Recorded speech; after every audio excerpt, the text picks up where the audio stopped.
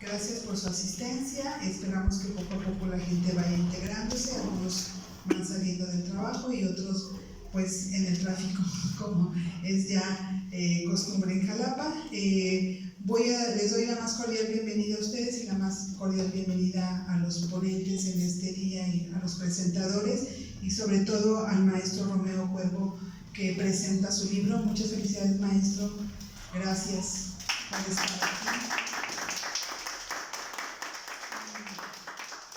Dejo el micrófono en manos del maestro Víctor Manuel Vázquez Reyes, quien moderará este evento. Buenas tardes, bienvenidos.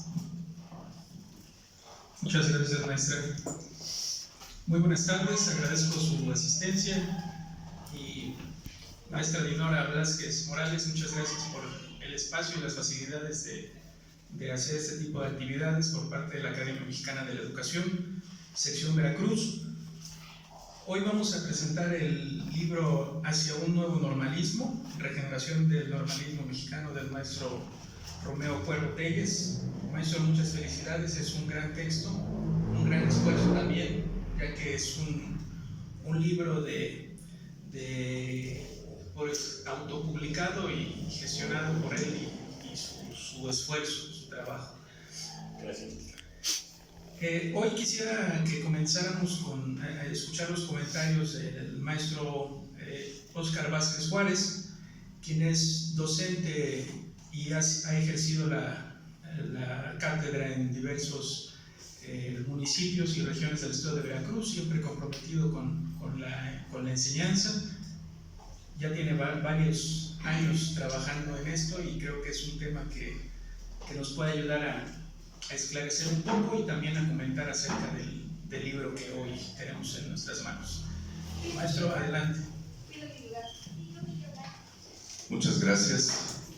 Para mí es un honor estar precisamente en este momento aquí con ustedes, más acompañando en este libro que viene a impactar prácticamente a nuestra sociedad, donde realmente debemos hacer un análisis en las personas que estamos inmersos precisamente en la educación acerca de el quehacer de los docentes, ¿sí?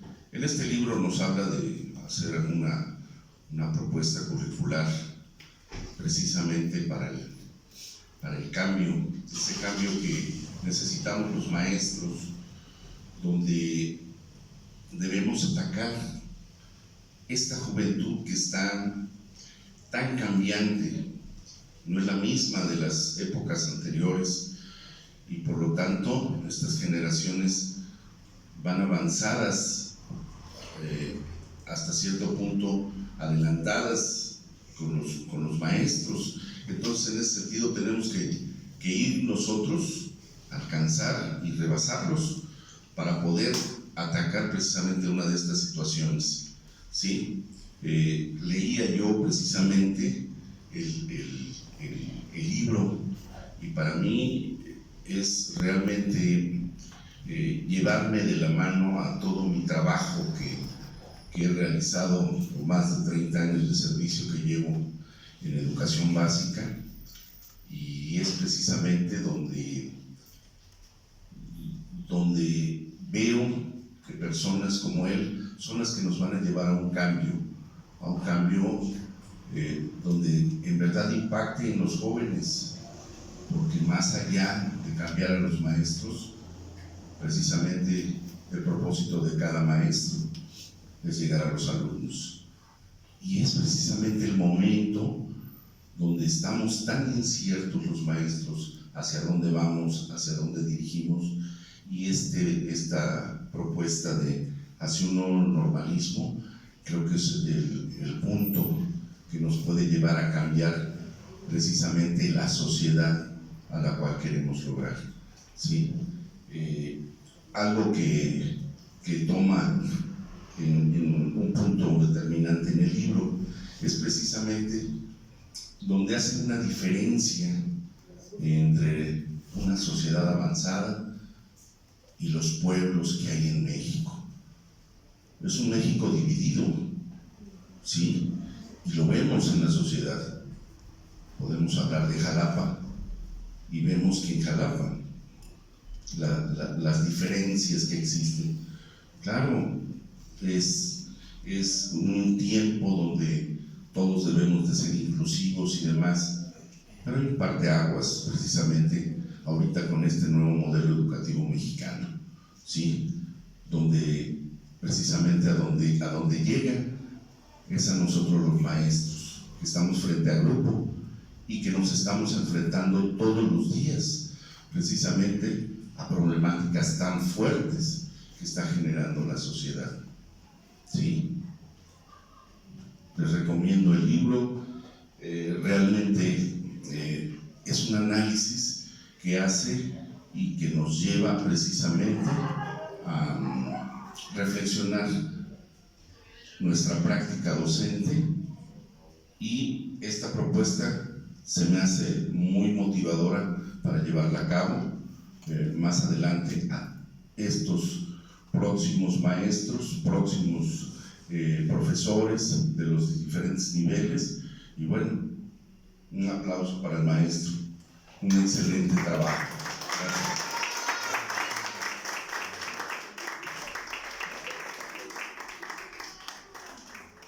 Muchas gracias, maestro. Y sí, realmente creo que esa energía revitalizante que brinda el leer el texto, que a pesar de lo breve, tiene mucho contenido. No es una cuestión que más allá de lo textual que tiene el libro, las reflexiones que va a generar y la motivación que puede brindar al docente y a los futuros docentes es muy importante retomar. Ya tendrán la oportunidad de leerlo, es algo que pueden leer en una sentada con un café, pero que sí es una invitación y también una exigencia a las autoridades de replantear el rumbo que tiene el normalismo actualmente. Voy a ceder la voz al maestro Reinaldo Castillo Aguilar, quien es docente en la Universidad Pedagógica Veracruzana, que también cuenta con varios años de experiencia, tanto en la docencia como en este tipo de espacios de difusión académica y cultural. Adelante, maestro. Gracias. Pues muy buenas tardes. Agradezco la invitación para estar dialogando el día de hoy en torno a este libro, Hacia un nuevo normalismo, Regeneración del normalismo mexicano. Maestro Romeo Cuervo, muchas gracias por la invitación. Cuando vi el título, lo primero que quise hacerle pues, es jugar un poco a este asunto de... Yo siempre he pensado que los títulos representan la síntesis del contenido del libro. Y para mí, pues, yo decía, aquí, caray, y me llamaba muchísimo la atención hacia un nuevo normalismo, y decía hacia como término de esperanza, ¿no? De esperanza, y no de esperar, sino dirían los teóricos, de esperanzar, ¿no? De hacer que las cosas se cumplan, las cosas funcionen. Me llamó mucho la atención, y luego también en el título decía un nuevo normalismo, o sea, como no diciendo el nuevo normalismo, sino un posible dentro de tantos que es. Y yo dije, pues bueno, pues me voy a ponerlo a leer. Mis últimos años en el trabajo institucional fueron en la Normal, y tuve la fortuna de participar en el 2018 y en el 2022 en los diseños curriculares, y pues cuando voy viendo la obra del maestro, pues dije, no, pues aquí es. Entonces yo creo que lo que voy a intentar hacer, maestro Romeo, es un diálogo. Las respuestas usted después me las dará, porque me parece que el texto es muy provocador, sumamente provocador, y pues a mí me provocó muchas cuestiones por ahí que tendríamos que entrar al debate y después lo vemos. Algo muy interesante es que tengo muchos años de conocerle al maestro y de escucharlo en muchos eventos, y el texto es muy pequeño, y lo leí como si lo estuviera diciendo él en oratoria.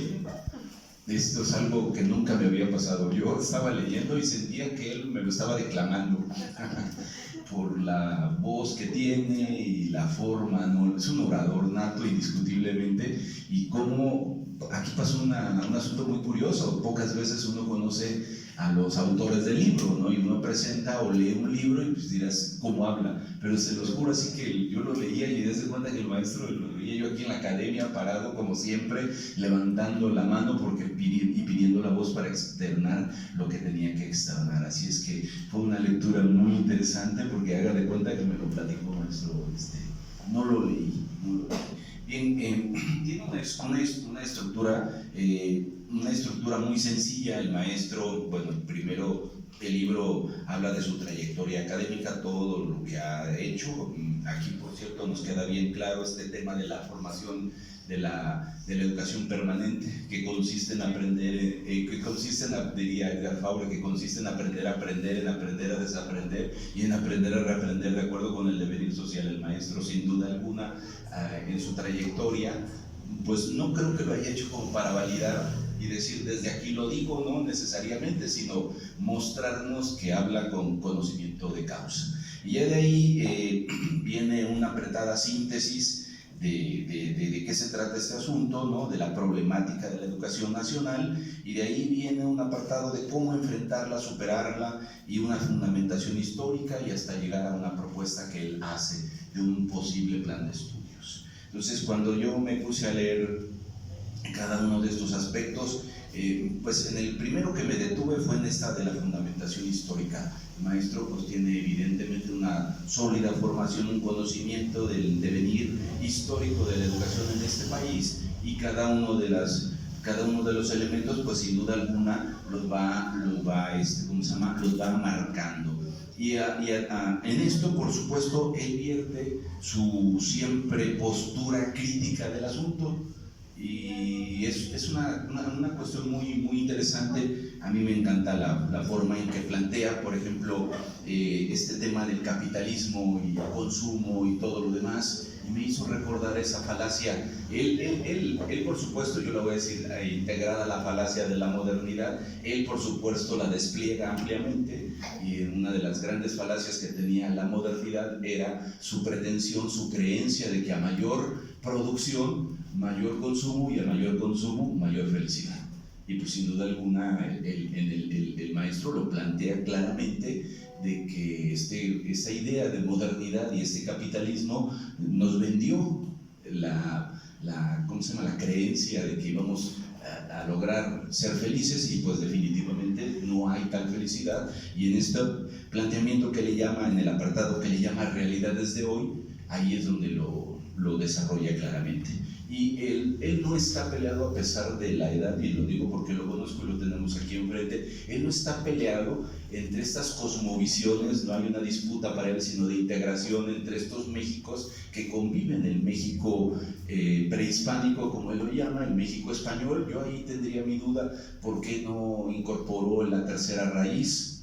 Y más aquí en la casa de don Gonzalo Aguirre Beltrán, que aquí fue, me parece que de sus últimas oficinas, no le vi la tercera vena, que tendría que ser la parte de la negritud, pero él claramente dice no, nada. Y no los pelea, por cierto, como tampoco pelea y opone los saberes ancestrales de los pueblos originarios con las nuevas tecnologías y las nuevas tendencias de la informática y de la comunicación, y lo soluciona de una manera muy interesante. Cuando yo lo leía decía, ay, me parece que esto lo dijo Martí de otra manera, lo sintetizó Martí en 1895 en una frase que él decía: injértese a nuestro país el mundo, pero el tronco ha de ser de nuestras raíces. Y el maestro Romeo no lo cita, él cita a Martí más adelante, pero para referirse a otra cuestión, pero justamente lo que hace es esto, viene tejiendo finamente la idea de que en este país, en estos territorios, ¿verdad?, que conforman este Estado-Nación, pueden convivir sin duda alguna muchos de estos planteamientos. Y así yo me seguí leyendo y yo decía, muy bien, me encanta, es lo que siempre le hemos escuchado, el tono crítico que siempre tiene cada vez que participa aquí en la Academia Mexicana. Ya después, más adelante, como que va ¿cómo se llama?, en un proceso deductivo, va llegando al asunto que tiene que ver con la formación de los maestros y las maestras, y empieza a hablar de la vocación. Y yo ahí entro en también una suerte de tensión, porque aunque él cita a Muñoz Cota diciendo que el magisterio es una vocación en ascenso, entre sus letras él de alguna manera da la impresión de que es de los que cree que la vocación es una suerte de llamado, es una suerte de inspiración, y lo señala más o menos así en el texto. Habemos como yo que decimos, pues no es necesariamente una vocación, no es un llamado, al menos que lo digamos que es un proceso de construcción, parte de un proyecto personal incompleto e inacabado. Pero pues está, y es lo interesante de la lectura, el entrar en este diálogo, aunque no haya respuesta del libro, porque el libro no se defiende, ¿verdad? Es uno el que le pregunta, el que le cuestiona al libro, y por qué ver la vocación en esos términos, porque le ha hecho no sé, habría que pensarle qué tan productivo le ha resultado al Magisterio Nacional la idea de que los maestros tenemos que ser maestros de vocación y no profesionales de la educación. Y me parece que nos tendría que estar peleada la posición, porque la noción de vocación como inspiración, como llamado, eso tiene implicaciones como muy serias, y nos pone en un plano de la espiritualidad como al sacerdote que se le pide una austeridad franciscana, ¿no? Igual a los maestros, y nosotros decimos, ¿y por qué unos profesionales de las ciencias sociales o de las humanidades sí gozan del privilegio de decir somos unos profesionales y no pasa nada? Al contrario, la sociedad se los premia.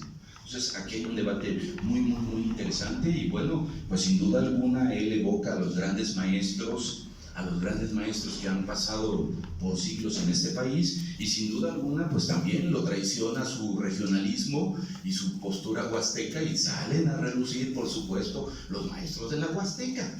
Y miren que ha dado la Huasteca una buena cantidad de maestros, pero otra vez me enfrenté con él y dije, bueno, ¿y por qué no veo yo ahí a Leopoldo Kiel? ¿Y por qué no veo yo a Gildardo F. Avilés? Que por decir algunos más, porque pues ahí en la región de Chipoltepec, dice la gente de Chipoltepec, que ahí nada más les falta un astronauta, porque ya han tenido de todas las profesiones habidas y por haber. Y entonces yo decía, pues nada, Leopoldo Kiel fue uno de los estudiantes de la primera generación de Enrique Serrepsamen, y fue justamente con todos los normalistas quienes salieron a distribuir, ¿no?, a dispersar esa reforma liberal, y fue a Leopoldo Kiel quien el gobierno mexicano lo mandó a Cuba a instalar el sistema de educación normal en Cuba. Y ahí es un huasteco, y dices, súper, ahí le faltó pedacito empujarle un poco a Leopoldo Kiel, está bien, ya tiene su calle aquí en Jalapa, pero como que le hacía falta. Y había un segundo por el cual yo metería las manos, que es por Gildardo F. Avilés, que también tiene su calle allá por el mismo rumbo donde está Polinar Castillo, que todos son los que tienen que ver con el porfiriato. El gobernador, uno de los 4 gobernadores del porfiriato. Y yo decía, no, pues aquí hace falta Gildardo Avilés, porque pues Gildardo Avilés, otro de los precursores de la reforma liberal, fue de los primeros que se opusieron a los libros de texto yanquis, y él formó la Liga de los Escritores Mexicanos, y según Avilés Favela, su nieto, fue justamente el hijo de Gildardo Avilés quien le propuso al segundo Jaime Torres Bodet, secretario de Educación Pública, y en UNESCO le propuso la creación de los libros de texto. Y sirva de orgullo entonces para decir que los libros de texto llevan un poquito de iniciativa de Veracruz y Huasteca. Yo decía, como que aquí al maestro Romero le traicionó poner a estos dos que en relación con el tema pues tenían que ver. Y como había anunciado la creación de un plan de estudios, yo decía, no, pues yo quiero ver el plan de estudios, ¿no?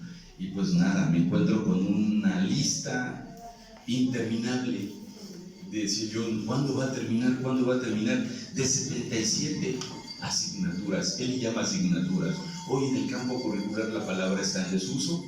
Hoy hablamos de experiencias formativas, hoy hablamos de tantas cosas, pero sin duda alguna el maestro en su fundamentación tiene bien claro qué es esto. Y me puse a revisar una por una, y evidentemente lo que refleja es, el maestro es una especie de nostalgia por la pérdida del sujeto y de los valores de las maestras y de los maestros, porque cuando uno ve las asignaturas y las contrasta con este neoprofesionalismo que está secundando la formación de los maestros, en donde hoy lo importante ya no es la persona, sino la función, y hay que prepararlo para el buen ejercicio de la función. Pues nada, el maestro nos pega una sacudida diciéndonos que tenemos que regresarnos un poco o un mucho a los asuntos que tienen que ver con la filosofía, que tienen que ver con la epistemología, con la axiología, con la teleología, con una serie de palabras, por cierto, de ciencias o de campos disciplinares que ya son unos arcaísmos. Yo mismo tuve que meterme a buscarle, a pedirle a Google qué significaba una palabra, porque yo decía,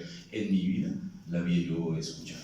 Y entré en una polémica con él ahí, una polémica que se la quiero dejar para que él después, en donde nos encontremos, me la responda. En la tira de asignaturas, en la número 18, Historia Universal, está en la página 26, y dice Antigüedad y Edad Media. Y ahí respetuosamente me gustaría que el maestro reflexionara, porque por un lado él al final propone a Dussel como un posible educador de esto, y Dussel está en contra de la historia, de que la historia de América, de cualquier nación de América, se incluya la Edad Media, porque la Edad Media no existió en América, eso fue nada más en Europa y en Europa del centro. Y yo decía, oye, aquí nuestro Romeo le va a decir a Dussel, venga usted a dar historia de la Edad Media, y va a decir, oiga, pues estamos en México, y en México no hubo Edad Media. Y yo me quedé, y entonces así me fui una por una de las asignaturas, y la verdad es que me llamó muchísimo la atención. Está el sello, están sus convicciones y están sus fundamentaciones. Y termino, obviamente, termino diciendo que lo más enjundioso del libro, y que me hubiera encantado escuchar al colega que no llegó de la normal, que está en activo, el maestro Lucio, que pensaría, porque aquí hay una provocación por demás importante. Ya para cerrar, dice, a manera de referencia de personalidades de la intelectualidad mexicana para el desempeño de las cátedras en las instituciones del nuevo normalismo que proponemos, que bien podría denominarse Universidad Nacional de Maestros o Universidad Normalista de México. Y yo dije, aquí sí se voló el maestro. Se comió todos los gogoles y ahora sí ya pasó las estrujadas y demás. Esto, en la discusión de los normalistas, sería un incendio, por supuesto. Si algo defienden los normalistas es la escuela normal y el normalismo.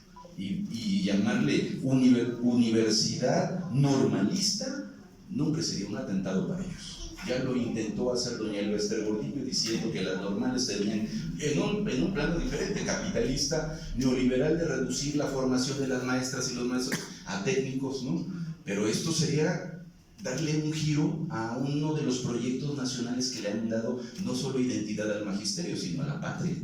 Y aquí sí me pareció, dije, ay, esto habría que platicarlo con el maestro. No está nada extraño, porque si este libro llegara a manos de Mexicanos Primero y todo lo demás, diría, perfecto, el maestro Romero está validando, porque ha habido una tentación muy fuerte de desplazar la formación inicial de las maestras y los maestros, sacarla de las normales y llevárselas a las universidades, como hoy sucede en los países de Europa y de Norteamérica, y algunos países sudamericanos que todavía tienen los últimos, ¿cómo se llama?, las últimas ruinas de lo que sería el sistema de educación normal. Las normales existen en nuestro país y se consideran hoy por hoy el último reducto de la democracia.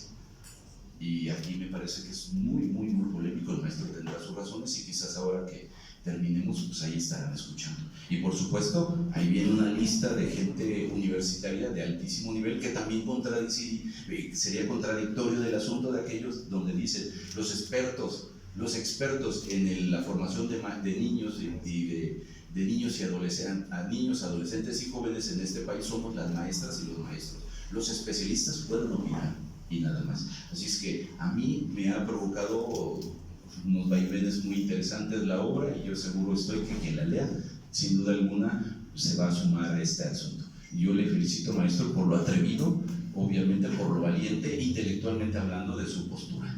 Y me parece que hay muchos elementos muy rescatables. Así es que lean el libro. Muchas gracias.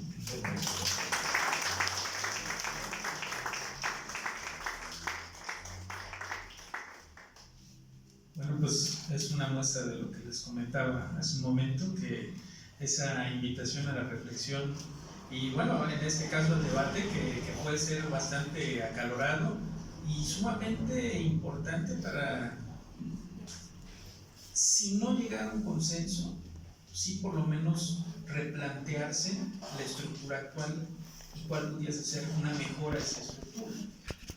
Algo que comentó el maestro Reinaldo que me pareció muy importante es sobre el principio del título, ¿no? de algo que vaya enfocado hacia la esperanza. Y esa esperanza es algo sumamente importante, porque creo que una de las personas con una auténtica esperanza y una fe inquebrantable en el desarrollo educativo es el maestro Romeo Ortiz, ¿no? Como orador siempre en sus participaciones se nota que realmente está convencido y que tiene esa grandísima convicción de mejorar el ámbito educativo. Y este llamado hacia el repensar este camino hacia un capitalismo voraz es sumamente importante y que se tiene que hacer sí o sí. O sea, no podemos permitir que se siga avanzando hacia ello, porque estamos teniendo muestras de que realmente no ha funcionado lo que se está haciendo actualmente, y es gracias a este tipo de textos y este tipo de llamados a los cuales se le exige a la autoridad replantear el camino. Bueno,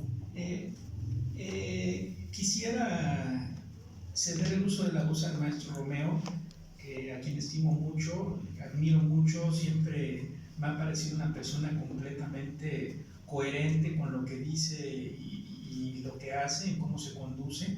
El maestro es licenciado en Derecho por la Universidad Autónoma de México, ha tenido estudios aquí en Veracruz en distintas instituciones y ha sido catedrático de la misma Universidad Veracruzana, de la Universidad Popular Autónoma de Veracruz, ha impartido conferencias magistrales en el Colegio de Veracruz, actividades, etc.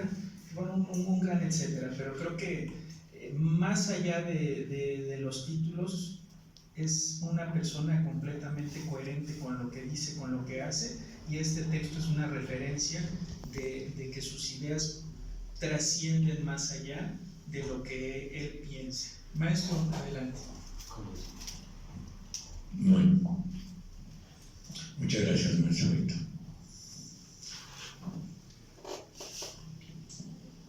Esperaba, desde la presentación hecha por mi colega, que empezara ya la expresión de la disidencia, o más bien discrepancia, en algunos planteamientos, en algunas expresiones de mi aportación hacia un nuevo normalismo. Pero lo que dice el maestro Reinaldo no solo lo esperaba, es una especie como de consecuencia absolutamente natural de lo que estoy expresando en el texto y lo que él ha comentado. En realidad no se ha debatido suficientemente en nuestra sociedad mexicana la gravísima problemática educativa nacional. Entonces lo que el maestro dice, pues da pie para eso. Yo no sé si antes de que termine este periodo de gobierno, o quizás cuando termine el nuevo proyecto de nación que se expresa con el título de la Cuarta Transformación, pero realmente es necesario que antes de que concluya, por lo menos sexenalmente, este gobierno, se debata el gravísimo asunto de la falta no solo de formación integral del magisterio mexicano, que sería lo de menos, es un aspecto de orden aplicativo, técnico, la gravísima problemática sociopolítica y cultural de nuestra nación mexicana. Eso es grave. Eso es lo que a mí me impulsó a escribir este brevísimo especie de opúsculo por la brevedad de su contenido. pero créame, maestro Reinaldo, que coincido con usted y esperaba esa reacción. Le voy a dar respuesta a la primera de las inquietudes que plantean y que dan pie al debate. ¿Y qué es el hecho de que concibo a la sociedad mexicana como producto de dos fundamentales culturas y sociedades que se fusionaron a través de 5 siglos que llevamos de historia de México independiente, de la existencia de nuestra nación mexicana como tal? Y es la razón siguiente. Efectivamente, México tiene 3 raíces, es una conformación sociológica, cultural, política. Pero la que es determinante, así lo concibe Bonfil Batalla en su análisis de México profundo, una civilización negada, que también de eso tenemos algún producto de nuestra inquietud. Pero si bien es cierto que son 3 raíces, la raíz precolombina existente a lo largo de muchos siglos antes de la llegada de los europeos, más la presencia del conquistador español, son los que han determinado esta fusión y mestizaje de nuestro ser nacional. Necesitamos entender eso. La negritud vino porque vinieron algunos elementos de raza negra traídos como una expresión de las necesidades del conquistador de proveer a ser humano de obra para sus grandes propiedades, sobre todo en las tierras tropicales de Veracruz, de Oaxaca, de Guerrero, y ahí tenemos la negritud, pero no es una presencia que se haya fusionado de modo significativo para configurar la sociedad mexicana. México es un país mestizo de españoles e indígenas. El primer mestizo fue el hijo de Hernán Cortés con la Malinche, don Martín, el bastardo, para diferenciarlo del legítimo, que era la esposa de Cortés. Sin embargo, lo que dice el maestro es pertinente y es bueno saberlo, decirlo, expresarlo. Sí, pero el negro en México es como un elemento adicional de muy poca significación cultural y sociológica y racial, a pesar de que en la zona sur tenemos presencia de estos hermanos nuestros que configuran la nación mexicana, pero es mínimo, y sobre todo la parte cultural, cuyas raíces importantísimas por lo que representan y representaron en su momento, aunque haya sido una sociedad negada, porque al indio se le negó, se le relegó, no se le asimiló, pero por razones de convivencia natural y de estructura política, económica y social, se fue integrando a la sociedad nacional para configurar el mestizaje, que es lo que nos identifica a los pueblos de América Latina toda. Si bien en algunos países, sobre todo los caribeños, la presencia del indio no significa gran cosa en la configuración de sus sociedades, sino la negra, en el resto de Latinoamérica es el mestizaje indo-español o hispano-indígena el que determina nuestra identidad y nuestro ser, no solo sociológicamente, culturalmente, sobre todo, ¿sí?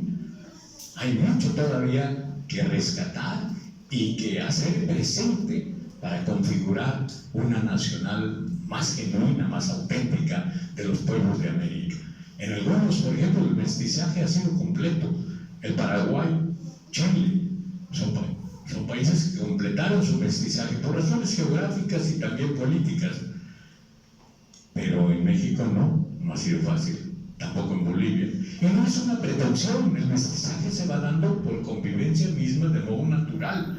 Si convivimos indios con blancos y mestizos y nos vamos mestizando cada vez más, esto es un proceso natural de la vida social, de la vida política y cultural. Y eso es lo que ha venido ocurriendo. Hoy el mestizaje en México casi es completo. Hay un 10%, 12% todavía de población indígena en las llamadas zonas de refugio que comenta el doctor Gonzalo Aguirre Beltrán, en algunos espacios del desierto del norte de México y algunas selvas tropicales.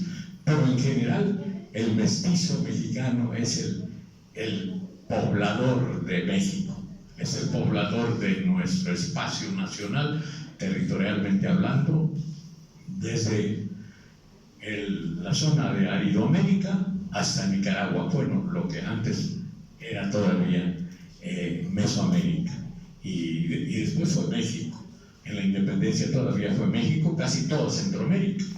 Ya después, con la separación y de la integración de los pueblos centroamericanos, se redujo, y más se redujo cuando vino las guerras de intervención extranjeras. Pero México es una gran nación en un espacio situado en donde hay todos los climas, todos los tipos de producción, agropecuaria, silvícola, etc. Es una gran nación, yo la amo mucho. Yo me siento orgulloso de ser mestizo mexicano. Mi padre era casi asturiano, bueno, mi abuelo lo era. Y mi madre, pues, mexicana común, digamos, de la Huasteca, con mucha sangre indígena. Yo estoy encantado de ser lo que soy, y cuando conozco toda la grandeza prehispánica y también la grandeza española, no por ser española blanca, sino justamente por la gran riqueza cultural que trae, porque España no es un país único, es decir, es una infinidad de sociedades que vienen desde la antigüedad, y eso enriqueció muchísimo a nuestras naciones de Latinoamérica, porque si vinieron los españoles de Extremadura como conquistadores, Hernán Cortés, Pizarro, Valdivia, etc., llegaron aquí descendientes de judíos, de fenicios, de celtas, de iberos, de godos, de cartagineses, de árabes. México es un mosaico extraordinario, grandioso, riquísimo. Tiene mucho por venir, tiene mucha promesa para un futuro que no debe ser ya largo. Ahorita estamos en un proceso, como dice el gran periodista Pedro Miguel, este es el momento más esplendoroso que yo he vivido hasta ahorita en la historia de mi país. Y es cierto, no porque discrepemos de las ideologías políticas que están teniendo lugar como fundamento del régimen o del sistema político-económico. Esto es otra cuestión que es muy interesante también. Yo estoy totalmente de acuerdo que tiene México mucho futuro como nación independiente y soberana con ese modelo que estamos viviendo. Yo no lo rechazaría nunca, al contrario, yo aportaría lo mejor que pudiera dar para fortalecerlo y proyectarlo en un futuro no lejano, porque coincido también con eso ideológicamente. Y no es comunismo, no es socialismo, es humanismo mexicano. El humanismo que se desprende de lo que yo estoy expresando hablar del en mi pequeña aportación del nuevo normalismo mexicano. Pero es verdad lo que dice el maestro, hay algunas cosas que debieron de haberse contemplado. En cuanto a los maestros de la Huasteca, mi querido amigo, muy respetado, yo egresé de la escuela primaria Leopoldo Kiel de Chicontepec, ahí terminé mi educación primaria. Sé de la grandeza de Avilés y de el gran Leopoldo Kiel, ¿no? Maravilloso. Pero en aras de no poder mencionar a tantos, pues mencioné a algunos que también son representativos, como Gabriel Lucio, entre otros, ¿no? Y a mi tío Francisco, hermano de mi padre, que ojalá que hubiera venido el maestro Espino Jara. Espino Jara es miembro de la academia, y una vez ahí en la radiodifusora de la Universidad Nacional, el maestro Espino Jara presentó la obra de mi tío Francisco, que yo menciono ahí, como un rescate que estuvo haciendo sobre los maestros de la época de oro, del magisterio, de la revolución social de México. Ahí se incluye mi tío Francisco. Hay muchos otros asuntos, mi querido maestro, pero lo felicito y me identifico con esa actitud. Hay que decir cosas, pero no se puede decir todo. Bueno, cuando menos se debe decir algo que de alguna manera refleje, ¿verdad? ¿Cuál es la intención y el propósito de este librito? que pues no llega yo creo que ni al límite, pero es una aportación de su servidor después de tantos años de experiencia en actividades de la educación y la cultura nacional. Yo di clases en la Universidad Tecnológica, en el sistema de instrucción personalizada y en el modelo educativo tradicional, materias que después vine a dar aquí a la UB, como son derecho agrario, derecho laboral y después filosofía del derecho, que tuve la suerte de estudiar aquí con el maestro Silly Mánica, que fue nuestro presidente de aquí de la academia. Tuve muy buena relación con él, no con el otro maestro. Con el maestro Octavio tuve muchas diferencias, porque el maestro Octavio era 100% neopositivista y yo no. Entonces tuvimos muchos encuentros de posturas opuestas. Yo fui a estudiar filosofía para tener una mayor amplitud de cultura y sobre todo de lo que se denomina sabiduría. Yo quise saber más, por eso fui a la facultad de filosofía a estudiar la maestría. No más estuve un año en la maestría. Tuve diferencias con algunos maestros, no me identifiqué con la corriente que le daba prioridad al positivismo y al neopositivismo. El Tractatus del gran filósofo austriaco no me parece que debe ser el documento fundamental para la formación de filósofos en nuestra América, por lo menos, es decir, aquí en nuestro país. No porque no sea bueno, sino porque se agota en el ejercicio puro de la lógica simbólica que usa para toda explicación de la terminología que se emplea en los estudios correspondientes a su ver filosófico. Pero bueno, esa es una manera también de crear cultura, de proyectar sabiduría a los que tienen afición por este campo. Yo estoy feliz con lo que se ha dicho.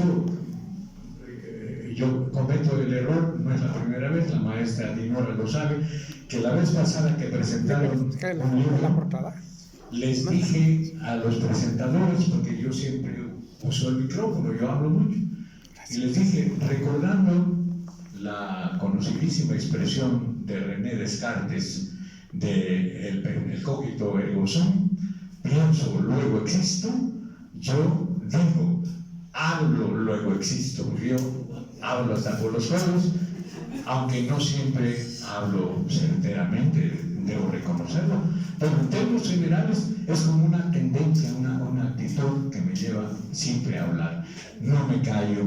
Bueno, en ocasiones es muy importante callar porque el silencio es también elocuente, pero yo no tengo esa virtud.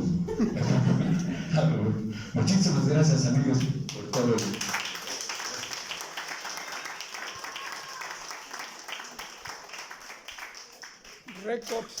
Muchas gracias, maestro. Pues de nuevo, muchas felicidades. Quisiera dar paso a si hay algún comentario, alguna pregunta al autor o a alguno de los presentadores. Y sí, claro. Sí. Entiendo que el modelo educativo que hemos tenido actualmente en México, pues ya está puesto muy en duda, ¿no? Ante los embates políticos, económicos, que se han dado en las últimas décadas, ¿no? Particularmente desde la época del auge del neoliberalismo, a muchas de las cuestiones que se habían afincado durante pues sí, más de un siglo, a partir de la independencia, pues fueron poco a poco dinamitando todos esos avances que se habían logrado en la educación, ¿no? Pero pienso que la oleada que se viene ahorita con el tema del desarrollo de la informática, porque yo estoy dentro de esa área, todavía va a profundizar incluso más esa crisis, porque la informática obedece a un orden de tipo lógico, es decir, es matemática pura, es racionalismo puro, y la informática, a pesar de que sí puede tener una cuestión, no sé si pudiera humanizarse, pero la verdad es que las potencias que están desarrollando ahorita estas tecnologías, que son Estados Unidos, particularmente y China, no están muy interesados en toda esta cuestión del humanismo, sino en la eficiencia técnica, ¿no? Y lo curioso que yo noto en estos momentos es que hemos pasado de un modelo de producción industrial en masa, de cuestiones de materiales, es decir, la producción en masa antes era material, pero ahora se está volviendo, la producción en masa se ha vuelto de tipo simbólica.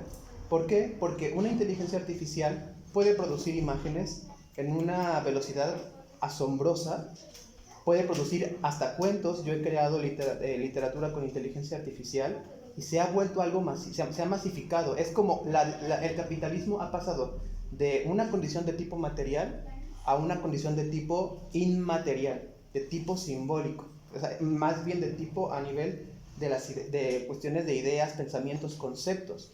Entonces estamos ante una revolución que está golpeando mucho actualmente a todo el globo, y por eso también se están ajustando muchas piezas del ajedrez a nivel geopolítico.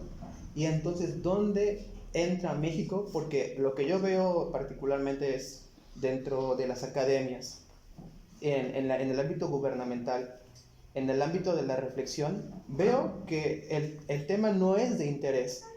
O sea, se entiende que se ocupa la tecnología, pero no se está vislumbrando la oleada que se está viniendo, y que justamente México no está preparado, y pienso que no lo va a estar, porque no veo particularmente a partir de muchas personas que conozco en ámbitos importantes o estratégicos del desarrollo del país, preocupados por este tema. Están más preocupados por disputas de poder y todo eso, sin vislumbrar en verdad el embate que se nos viene a México. Y pienso, no sé qué pudiera suceder y cómo eso va a reconfigurar la educación. Ya de por sí hemos estado muy afectados en estas últimas décadas. Entonces, ¿hacia qué rumbo va uno? Porque en realidad ni siquiera México ya tenía una soberanía tecnológica, ¿no? Cosa que antes sí teníamos una soberanía que defender, ¿no? Hay una soberanía a nivel de las materias, pero no hay una soberanía a nivel tecnológico. Estamos sujetos, completamente subyugados a las potencias que se están emergiendo en estos tiempos. Llámese Rusia, China y Estados Unidos. ¿Qué piensa usted, aprovechando de que está tocando este tema en su libro, cómo podría México abordar estas temáticas que son problemáticas del presente, ¿no? Del mundo contemporáneo, y que estamos viendo generaciones como yo, ¿no? Bueno, yo en primer lugar te felicito por tu congruencia, dado que eres un joven. Es importantísimo que la juventud adquiera y sostenga la percepción que tú estás sosteniendo. Justamente mi inquietud de proponer un nuevo normalismo no es una innovación, no es algo inédito, es el rescate de nuestros valores humanos justamente, y que encajarían muy bien si el gobierno o los gobiernos de México no se tardan mucho en aceptar la necesidad de modificar esta estructura de la educación pública y también privada de paso de México. Te felicito, amigo. Coincido totalmente con tu inquietud, absolutamente. Yo sé que a mí me tocó, en el curso de mis años de servicio activo, lidiar primero con el conductismo, luego con el constructivismo, después con las estrategias cognitivas, cuando empezó el gran auge de esto que se denomina la cibernética, y en general solo ¿cómo se llama? Sobre la máquina. Todo lo que actualmente es instrumental, que puede usarse para procesos económicos, sociales y políticos, y en el campo educativo de hecho se está usando, aplicando. Pero esto no nos va a llevar a ningún porvenir provisorio y deseable. Al contrario, se va a agudizar en su problemática de daño, porque vamos siendo realistas y veamos qué podemos todavía hacer para evitar ese futuro no lejano en donde la inteligencia artificial y el uso de instrumentos técnicos, tecnológicos aplicados a los procesos de la escuela o de la educación, la vida escolar, nos va a llevar. A mí me preocupa mucho aquí se han dado 2 conferencias sobre humanismo, las 2 anteriores, y es una preocupación sincera de los expositores.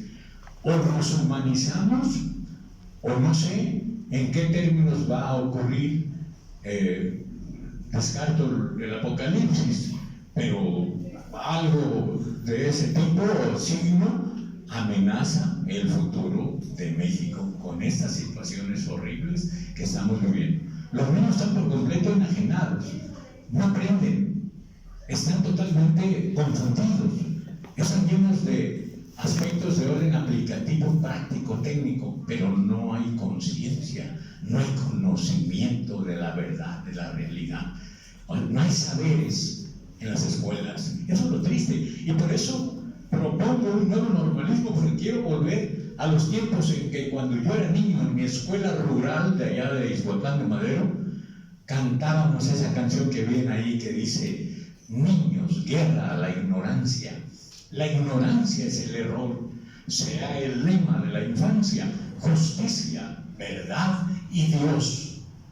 Ahora que ya se ha negado a Dios, independientemente de la razón de los ateos, pero eso es otro tema. El asunto es que la canción que yo cantaba y fui muy feliz cuando fui niño en mi escuela rural decía: adelante, el tiempo vuela, el trabajo es la salud, hagamos de nuestra escuela el templo de la virtud.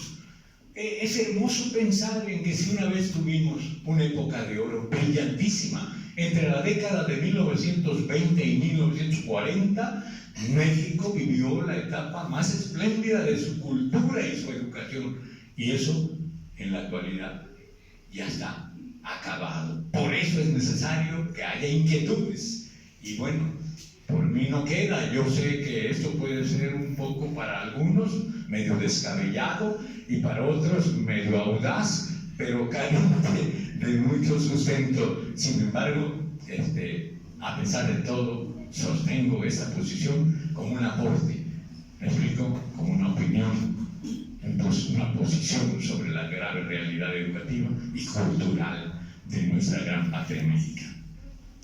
Yo quiero comentar lo de Aguirre Beltrán, ¿no? Esta situación que expresa usted. Invito a releer a Gonzalo Aguirre Beltrán. Hace 80 años la población negra fue un boom. Todo el archivo que hace Aguirre Beltrán y demostrar la aportación que hicieron los negros. Hay un documento muy bonito que él cita, 1580, el virrey de la Nueva España le escribe a Felipe II: ya no mandes más negros a la Nueva España porque las indígenas enloquecen. Entonces es muy grande el aporte, que no se ve como en Cuba, que no se ve como en Brasil, pero esa raíz, esa tercera raíz que Aguirre Beltrán en el 46 lanzó, es vigente, ¿no?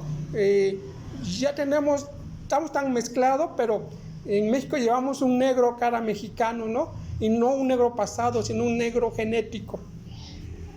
Estoy totalmente de acuerdo, hermano. La única diferencia es, de lo que sostengo ahí, es que el elemento racial sociológicamente importante de los pueblos de Latinoamérica, exceptuando el Caribe o los pueblos del Caribe, es el indio y el español. Ese es el fundamento. Lo demás es agregado, y qué bueno que ahorita haya crecido.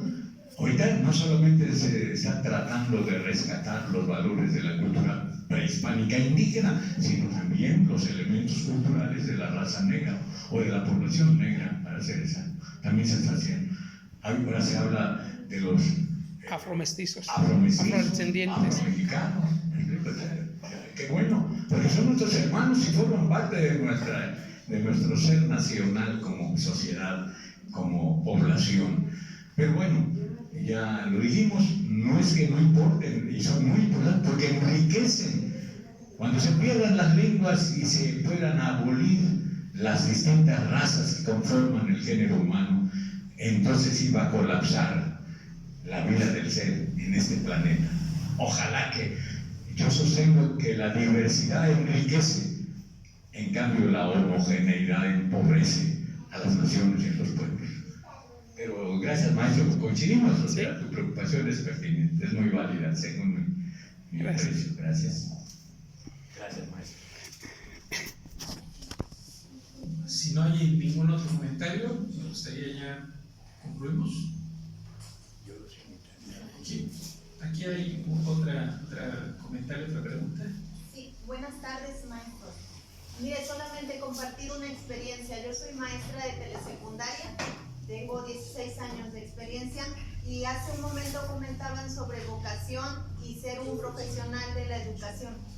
A mí, bueno, lo que me llevó a ser, porque me considero profesional en lo que hago, porque he tratado de entrar a diplomados, de hacer mi maestría, acabo de terminar un doctorado, y lo digo no porque me interese la cuestión de tener el título, lo hice por vocación, porque a los 7 años, recuerdo la experiencia, mi mamá me llevó con ella a su escuela y la vi agarrar el GIS, eran pizarrón de GIS todavía, a mí ya no me tocaron, y ella empezó a dar su clase a chicos de secundaria, igual de telesecundaria como yo, y a mí eso siempre que me acuerdo me enchina la piel, porque siento que ahí fue el momento en el que sentí esa vocación de querer ser maestra. Entonces dije, quiero hacer lo que mi mamá hace y lo quiero hacer como lo hace ella, con amor, con gusto, con pasión, y así lo hago. Tengo 16 años de servicio en telesecundaria. Como ustedes saben, Teleaula se encuentra en zonas rurales. En algunas zonas son marginadas. Me ha tocado trabajar también con chicos que hablan dialecto y bueno, experiencias muy bonitas, ¿no? Que son largas. Pero lo que sí quiero decir es que creo en mi experiencia que se inicia teniendo vocación y eso nos inspira a ser verdaderos profesionales de la educación. Qué lindo, maestra, qué bueno que cultiva usted esa tendencia y que tiene usted esa actitud como maestra de querer ser mejor y de acuerdo a lo que usted aprecia tanto, que es el significado de la vocación. Habemos en este país muchos que no hemos sido maestros por vocación, pero afortunadamente hay muchos que sí, como usted. Qué bello, no hay que perder. Es una vocación en ascenso, como dice el maestro Muñoz J. Ser maestro no se logra a las primeras experiencias, es un proceso que lleva su tiempo. Pero qué hermoso que usted está en esa línea. La felicito, mi estimada maestra.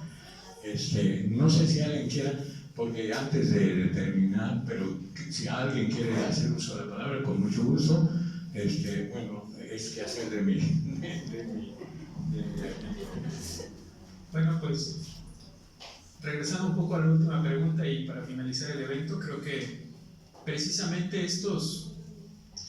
estas acciones son las que pudiesen llegar a atenuar los efectos devastadores de ese capitalismo voraz que tiene este tipo de herramientas como la citada inteligencia artificial y que yo creo que es una trampa esto y lo voy a dejar ahí ya para no alargar esto, de que sea matemática pura, sino que detrás de esa matemática pura, que solamente sería como la herramienta de frente, existe alguien o un conjunto de personas que manipulan eso y que sociedades como China prohíben, ¿no? Porque es más allá de una herramienta, que es así como la forma agradable que la venden, que puede llegar a ser una herramienta muy útil, pero es también al mismo tiempo es un arma de destrucción masiva.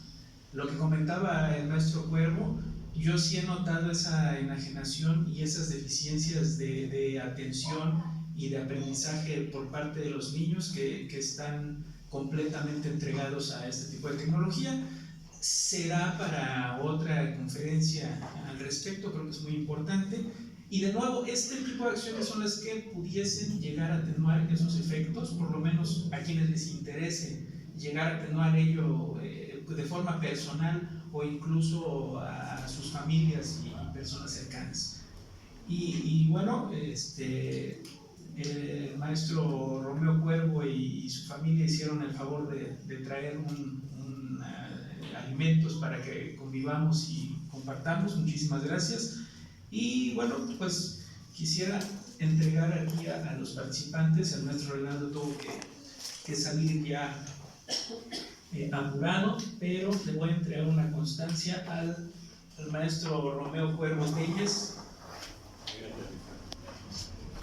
Muchas felicidades, dice la Academia Mexicana de Educación, sección Veracruz, otorga la presente constancia a Romeo Cuervo Telles por su participación en la presentación del libro Hacia un nuevo normalismo, regeneración del normalismo mexicano, Jalapa Enríquez, Veracruz, a 5 de agosto de 2025.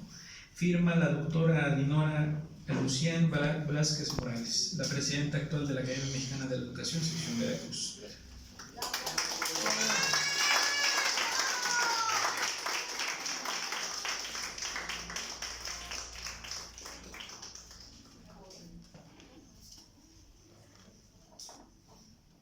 Exactamente el mismo texto para el maestro Óscar Vázquez Juárez. Muchas gracias. De nuevo, muchas gracias por asistir. Esperemos vernos en próximos eventos. Que estén muy bien. Y bueno, ahí está el libro para quien guste adquirirlo. Y bueno, que provoque este tipo de reflexión como lo hizo también hace un momento. Muchas gracias.